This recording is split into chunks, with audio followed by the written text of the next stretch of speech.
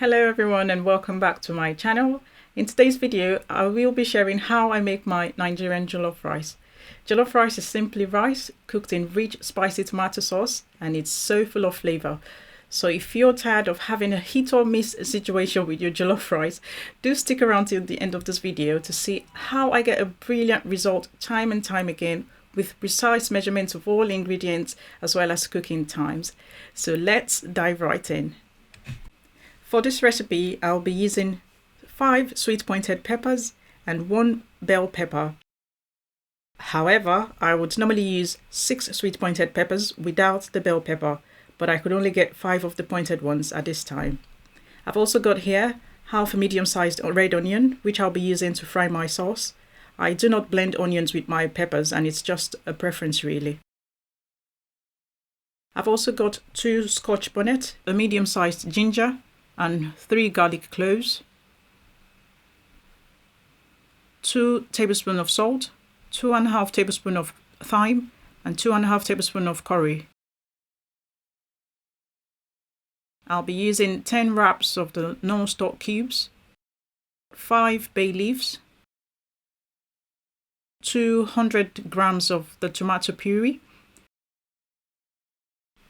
So that should work out to the whole of this tube if you've got a similar one, or 3 small sized cans of this tomato puree.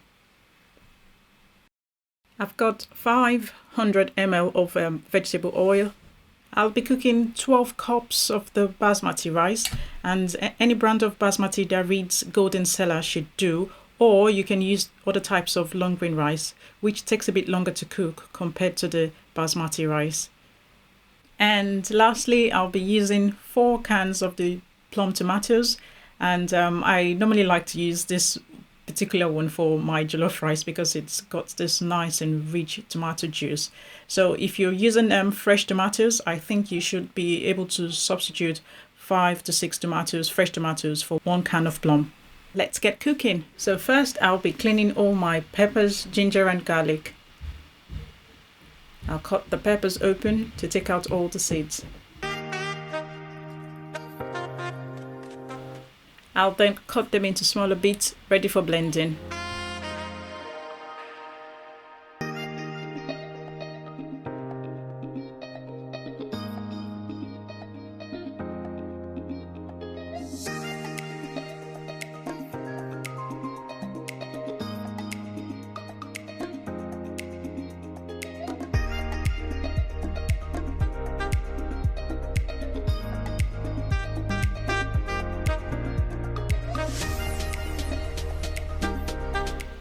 So now that I've blended all my peppers, I'll go on to cook the mixture for 30 minutes. Cook on medium heat and check to stir every 10 minutes.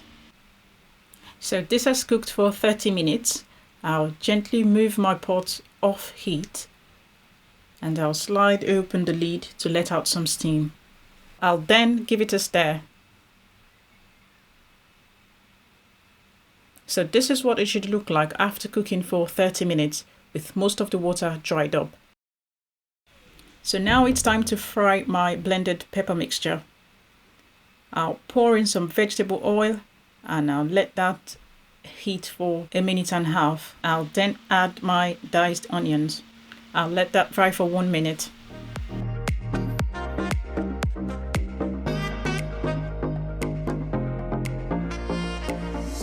Next, I'll add tomato puree. I'll fry and stir frequently for 3 minutes. So after frying my puree for 3 minutes, I'll gently pour in the boiled pepper mixture.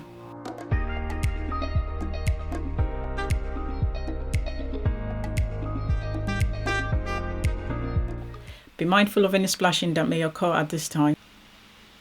I'll gently scrape my pot without adding the burnt bits. I'll stir thoroughly and allow to fry for 25 minutes before adding all my seasoning. Make sure to stir halfway through. After frying for 25 minutes, I'll add my curry, thyme, salt and stock cubes and I'll let it all cook together for another 4 minutes.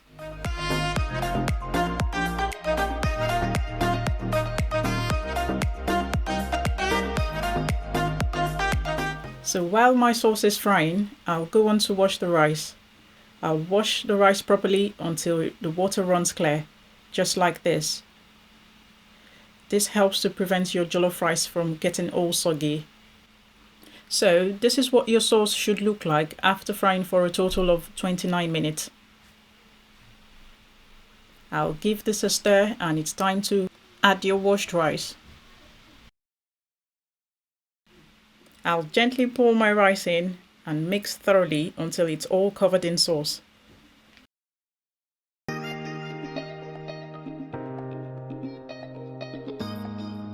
I'll then add 2200 ml of water, which is about 2 and a bit of this measuring jug.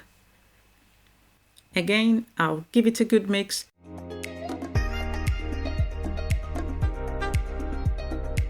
Add the bay leaves.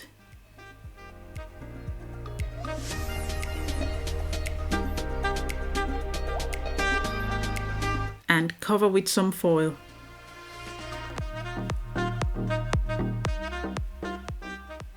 This will help lock in moisture and steam that is needed to cook your jollof rice. I'll scrunch up the foil around the edges of my pot just to make sure it's all nice and tight. I'll cover with the lid and allow to cook on medium heat for a total of 24 minutes. So this is what it looks like after the first 12 minutes of cooking on medium heat. I'll give it a mix from the bottom up and then cover and allow to cook for another 12 minutes.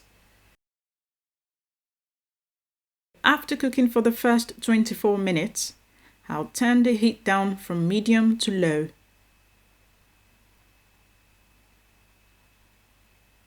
I'll then give the rice a good mix. Remember to stir from the bottom up.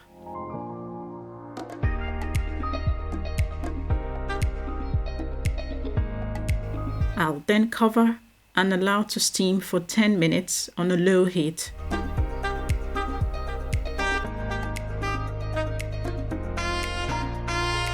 So after steaming for 10 minutes, this is what my jollof rice looks like. I'll give it another quick mix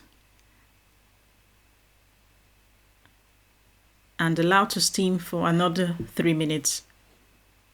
If you prefer to have your jollof rice with vegetables, now would be a good time to add in any veg of your choice. I'll cover and allow to steam for a further 3 minutes.